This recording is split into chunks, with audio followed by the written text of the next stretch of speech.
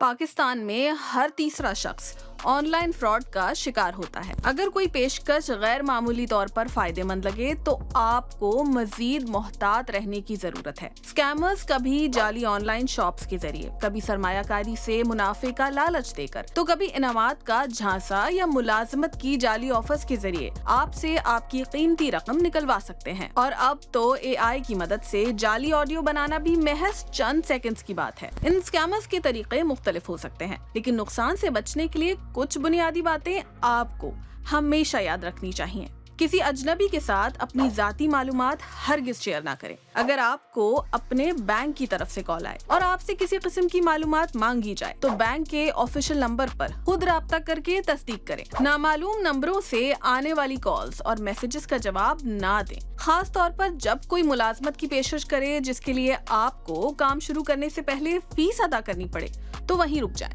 पाकिस्तान में लोगों को ऑनलाइन फ्रॉड्स के बारे में आगाही देने के लिए मेटा और पाकिस्तान टेलीकम्युनिकेशन अथॉरिटी के इश्तराक से इस दिस लेजेंड नामी मुहिम का आगाज किया जा रहा है। इस मुहिम के जरिए लोगों को ऑनलाइन फ्रॉड के 7 तरीकों और उनसे बचाव के हवाले से आगाही फराहम की जाएगी। क्या आप भी कभी किसी ऐसे ऑनलाइन फ्रॉड का शिकार हुए हैं? आपकी और हमारी पहचान FM G-Way पाकिस्तान।